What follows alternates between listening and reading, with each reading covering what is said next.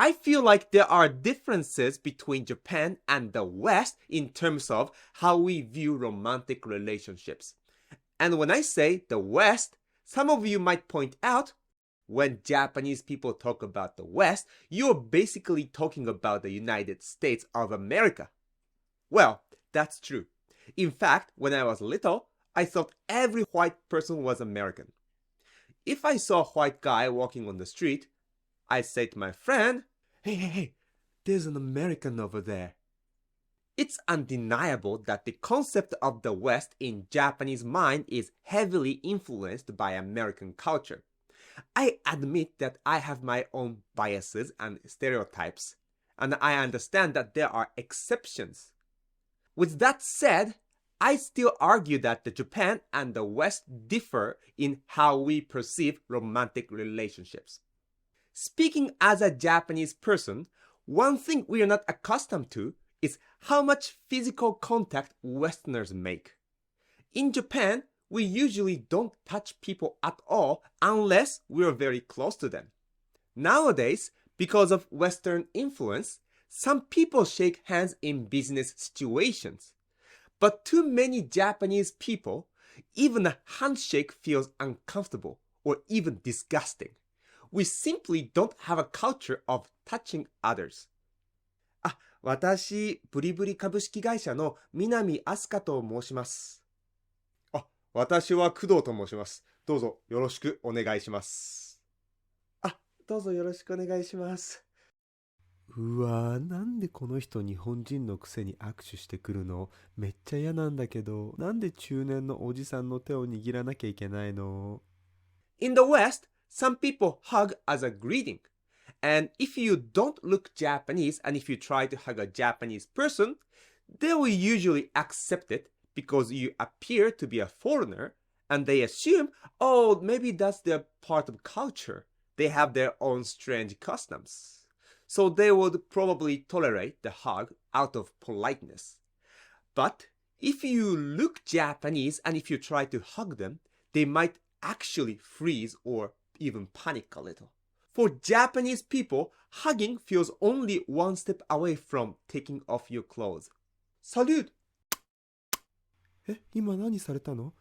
男の人の顔を顔で触れるの初めて。これってセクハラなのかな？どうしよう。In Japan, a romantic relationship usually begins with a ritual called 告白, the confession. If you haven't gone through the confession, no matter how many times you have gone on dates, the other person will likely still consider you just as a friend. And if you're not officially their boyfriend or girlfriend, even something as small as holding their hand can feel intrusive. That's because in Japan, physical contact is basically for romantic couples. よし、今日が香織との5回目のデートだ。そろそろ告白しようかな。Oh, hey, Kaori, what are you doing here? Hey, what's up? 今こいつ、香織にハグしたな。俺もまだなのに。なんだよこいつ、外国人だからって。俺なんてまだ手をつないだこともないんだぞ。本当にこいつムカつくな。Typically, you can only become someone's romantic partner after going through the confession. And this is what the typical confession looks like. ねえ、香織？ちょっと話があるんだけど。何？どうしたの？香織？俺、香織のことが好き。付き合って。私も好きだよ。これからよろしくお願いします。Now they are officially a couple. We call this phase of a relationship 付き合っている or in more formal language 交際している。付き合っている means that the person is officially your 恋人, your boyfriend or girlfriend.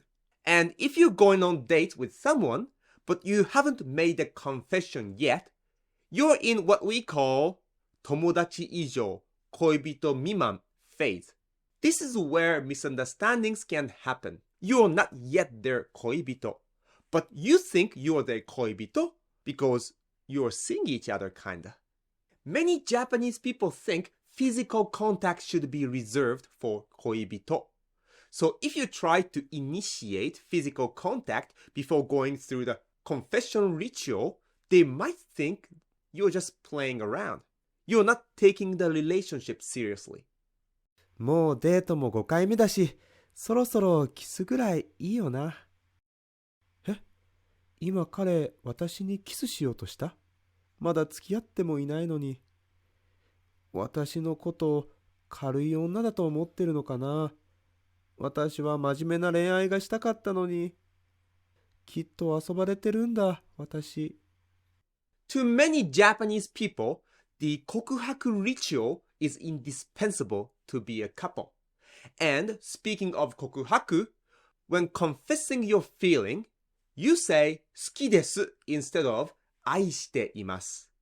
In fact, in Japanese, people rarely use the term 愛している or 愛。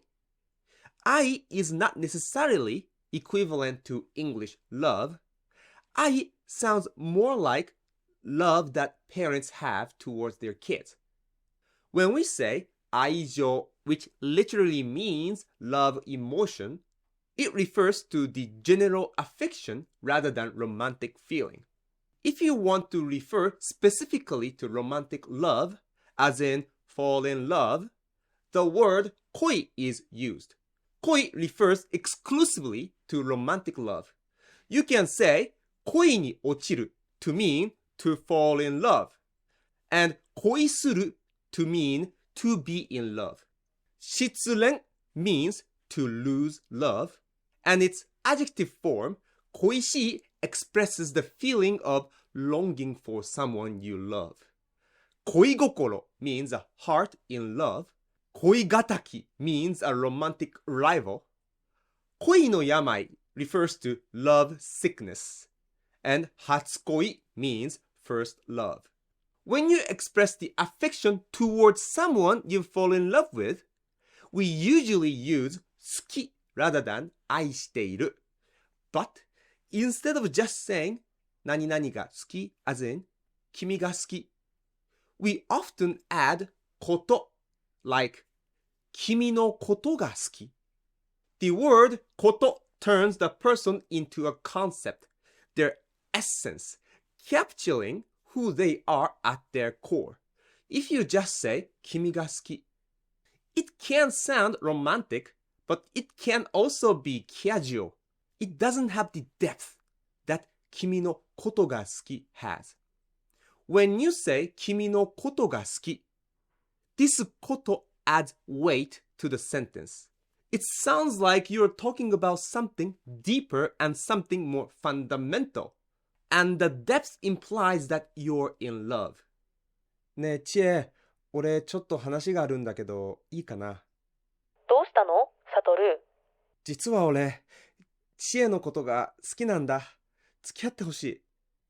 もちろん、嬉しい。